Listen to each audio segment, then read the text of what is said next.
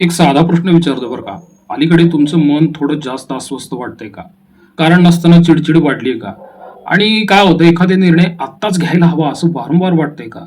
आणि हे सगळं तुम्हाला अचानक सुरू झालं असेल आणि कारण सापडत नसेल ना, तर तुम्ही पुढे व्हिडिओ नक्की बघा, शेवटपर्यंत बघा.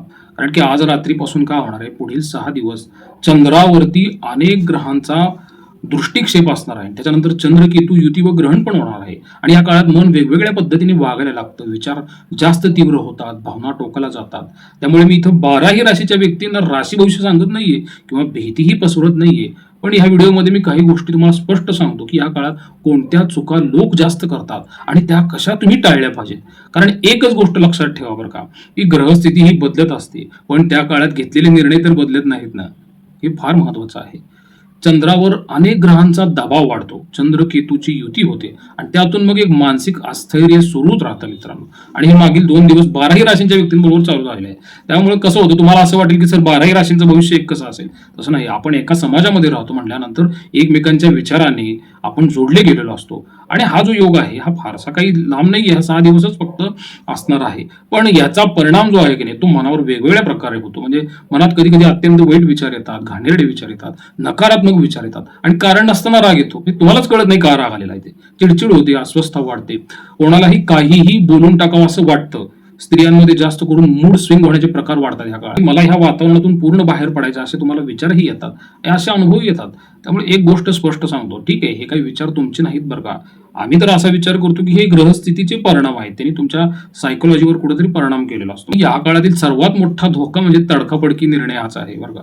कारण हे ग्रह तुमची मानसिकता अशी तयार करतात ना, आणि ती मानसिकता तुम्हाला तडकाफडकी निर्णय घ्यायला लावते, भावनेच्या भरात निर्णय घ्यायला लावते. कारण ह्या काळात मन शांत नसतं, मन अस्वस्थ असतं आणि अस्वस्थ मन कधीही योग्य निर्णय घेत नाही. त्यामुळे अनेक लोक काय म्हणतात, की मी खूप विचार करून निर्णय घेतलाय. पण लक्षात ठेवा बरं का, या काळात जास्त विचार होतो, विचार जास्त होतो, पण तो स्पष्ट होत नाही. तो विचार स्पष्ट पाहिजे, तो विचार गोंधळलेला नसला पाहिजे. मग ह्याच्यामुळे काय होतं, कधी की मग तुम्हाला असं वाटतं ह्या काळात की नातेसंबंध तोडणेच बरं आहे. एक लक्षात घ्या, ह्या काळात काय होतं, मग गैरसमज पटकन निर्माण होतात. शब्द तुम्हाला जास्त तिखट वाटतात, समोरचा चुकीचा वाटतो. पण बहुतेक वेळा काय होतं, समस्या नात्यामध्ये नसते, समस्या ही मनाच्या एक अस्थिरपणामध्ये लपलेली असते. एक नातं तोडायला 10 मिनिट लागतात हो, पण ते परत जुळवायला तुमचं आयुष्य जाईल ना. लक्षात घ्या ना तुम्ही. त्यामुळे तडकाफडकी कुठलंही नातं तुम्ही तोडण्याचा विचारही करू नका. त्यामुळं काय होतं, मौन ठेवा, अंतर ठेवा, फक्त निर्णय घेऊ नका. आता काही लोक उतावळे असतात नोकरी सोडण्यासाठी. नाही आता बस झालं, हा विचार कसा होतो या काळात, खूप नोकरदार लोकांना येत असतो. पण लक्षात ठेवा, कामाचा ताण हा कायमस्वरूपी कधीच नसतो. पण नोकरी सोडण्याचे परिणाम हे खूप काळ टिकतात. ऑफिस पॉलिटिक्स हे जे आहे हे कायम चालतच राहतं. आणि जर खरंच नोकरी तुम्हाला बदलायची असेल ना, तर व्यवस्थित नियोजन करून बदला. रागामध्ये किंवा निराश अवस्थेमध्ये नोकरी अजिबात बदलण्याचा निर्णय घेऊ नका. त्यामुळे हा काळ काही रेझिग्नेशन देण्याचा नाहीये, हा काळ थोडं थांबून विचार करण्याचा आहे. मोठे आर्थिक निर्णय पण टाळले पाहिजेत. कसं होतं, काही लोकांना या काळात धोकाच कमी वाटतो, कारण डोक्यावर एक धुंदी चढलेली असते, फायदा जास्त दिसतो ना. आणि मग तुम्ही जे जोखीम घेता ना ती दुर्लक्षित होते. पण आर्थिक निर्णय जे आहेत ना, हे शांत डोक्याने घेतलेलेच योग्य असतात. आणि मग नाही घेतले तर मग त्याची किंमत फार जड जाते बरं का. मग जमीन असेल, शेअर असेल, कर्ज, गुंतवणूक असेल, सगळं काही या दिवसांसाठी तुम्ही थांबवणं हा काही तोट्याचा निर्णय नाहीये, तो शहाणपणाचा निर्णय आहे. आणि जेमतेम किती तुम्हाला 5 मार्च पर्यंत तर ह्या गोष्टी थांबवायच्या आहेत. एक लक्षात घ्या, मग ह्याच्या काळात कायदेशीर वादही वाढू शकतात. मग ह्या काळात तुम्हाला काय वाटतं, अन्याय जास्त वाटतो. मग कधी कधी व्यक्तींमध्ये सूड घेण्याची भावना येते.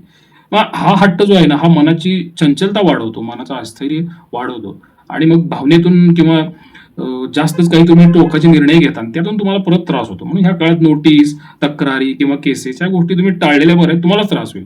वेळ तुमच्या बाजूने येईल ना, पण आज काही लढायची गरज थोडीच आहे ना. थोडा वेळ द्या ना तुम्ही. ह्याचबरोबर मग काही तुम्हाला आतून हलवणारे विचार पण येतात बरं का. कारण नसताना मनामध्ये विचारांची अशी एक लहर येते, सनक घेऊन जाते ना, हे तुम्हाला सुद्धा लक्षात येत नाही की हे काय घडतंय ते. ठीक आहे, याचा अर्थ काही तुमच्या आयुष्यात काही दोष नाहीये. याचा अर्थ असा आहे की मनावर कुठून ना कुठून तरी ताण वाढत चाललेला आहे आणि मग तो कधी कधी बाहेर येण्याचा प्रयत्न करत असतो. त्यामुळे हे विचार काय की तुमची अंतिम इच्छा नसतात, ते क्षणिक मानसिक दडपणाचे परिणाम तयार झालेले असतात. म्हणून तुम्हाला मी काय सुचवतो, एकटे राहू नका आणि लाज तर अजिबात बाळगू नका. कोणाशी तरी बोला ना, तुमच्या विश्वासातले लोक असतात त्यांच्याशी बोला. आणि बोलणं म्हणजे काही कमजोरी नाहीये ना, एक मॅच्युरिटीचे लक्षण आहे, ते एक धैर्य आहे ना. मग तुम्ही नेमकं केलं काय पाहिजे या काळामध्ये? सर्वात महत्वाची गोष्ट, महत्वाचे निर्णय टाळा. एखादा निर्णय जर तुम्हाला आता घ्यायलाच हवा असं वाटत असेल ना, तर समजा तो निर्णय आत्ताच घ्यायचाच नाहीये. त्यामुळे थांबा, थोडं वेळेला पण जाऊ द्या ना. मनही तुमचं शांत होऊ द्या. निर्णय उद्या घेतला तरी चालेल, पण आज घेतलेला निर्णय जो आहे ना, तो तुम्हाला उद्या काही बदलता येत नाही. त्यामुळे तुम्हाला मी अजून एकदा एक शांतपणे एक ठाम संदेश देतो बरं का. तुमचं आयुष्य एका ग्रहस्थितीपेक्षाही खूप मोठं आहे. ही स्थिती निघून जाईल, 5-6 दिवसाचा प्रश्न आहे. पण तुम्ही घेतलेले निर्णय हे तुमच्यासोबत राहतील ना. म्हणून थोडंसं थांबा, विचार करा. पुन्हाही मी तेच सांगतो. मग असं का होतं?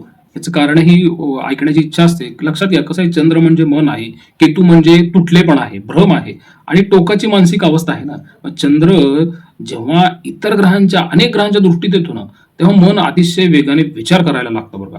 आणि तुमच्याच विचारावरती तुमचंच नियंत्रण राहत नाही. आणि मग काय होतं, क्षुल्लक गोष्टी असतात, छोटे प्रश्न असतात ना, तेही मोठे वाटायला सुरुवात होतात. म्हणून प्रत्येक भावना ही अंतिम सत्य वाटत असते. पण ती भावना काही वास्तव नाहीये ना, हे पण तुम्हाला लक्षात आलं पाहिजे. त्यामुळे ह्या पुढच्या 6 मार्चपर्यंत काय टाळलं पाहिजे? कोणतेही निर्णय तडकाफडकी घेऊ नका, वाद घालू नका, जुने विषय उकरून काढू नका आणि सोशल मीडिया कमी वापरा जरा आणि एकटे बसून विचार करत राहू नका. तुम्हाला शक्य असेल तर तुमच्यातली एखादी विश्वासू व्यक्ती असते, मित्र असते, नातेवाईक असतं, कोणी असतं, त्यांच्याबरोबर थोडं बोला, तुम्ही चर्चा करा. तुम्हाला ज्या काही अडचणी असतील ते थोडं तुम्ही शेअर केल्याने तुम्हाला रिलॅक्सेशन पण वाटू शकतं. आणि जर मग तुम्हाला काही उपाय जरी ह्या काळामध्ये धार्मिक करायचे असतील ना, तर मग तुम्ही जास्तीत जास्त शिव उपासना करा. शंकराचं नामस्मरण तुम्ही ह्या काळात करू शकता. त्यातून तुम्हाला फार रिलॅक्सेशन मिळेल. त्याचबरोबर केतूचंही एक कवच आहे. तुम्हाला ते YouTubeवरही मिळून जाईल, केतूचं कवच. ते तुम्ही म्हणत जावा. मग सोमवारी तुम्ही दुधाचा अभिषेक पण करू शकता महादेवाला. हे आपल्या जुन्या पारंपरिक गोष्टी आहेत. त्याच्यामध्ये ह्या गोष्टी सांगून ठेवलेल्या आहेत, की हे केल्याने मनाला शांती मिळते आणि कुठलंही मद्यपान, धूम्रपान, मांसाहार या गोष्टी टाळलेल्या तुमच्यासाठी चांगलं राहतील. बघा, तुम्हाला तुमच्या तुमच्या पद्धतीने तुम्ही निर्णय घ्या. प्रत्येकाचे विचार वेगळे असतात. आमचा अनुभव असा सांगतो, की अशा काळामध्ये मनामध्ये कुठलातरी एक विचार पेरून जातो आणि तो पेरलेला विचार पुढे 6 महिने तुमच्या आयुष्यावर परिणाम करत असतो. आणि हा विचारांचा गोंधळ काही सहजासहजी कोणाला सुटत नसतो. त्यामुळे अशा काळात थांबलेलंच तुमच्यासाठी खूप. आणि एक विचारांची तीव्र सनक जी आहे ना, ती डोक्यामधून येत जात राहत असते. त्यामुळे हा जो मी या व्हिडिओमध्ये सल्ला दिलेला आहे ना, तो 12ही राशींसाठी फार महत्वाचा आहे आणि तो त्यांना सर्वांना लागू होतो. फक्त 6 दिवसांचाच प्रश्न आहे. असे 6 दिवस तुमचे निघून जातील. मी सांगितलेल्या गोष्टी फक्त लक्षात ठेवा, चिंतन करा, विचार करा, आनंदी राहा, जास्तीत जास्त देवभक्ती करा. त्याने मन तुमचं शांत राहील. प्रसाद कुलकर्णी, पंढरपूर, श्रीराम.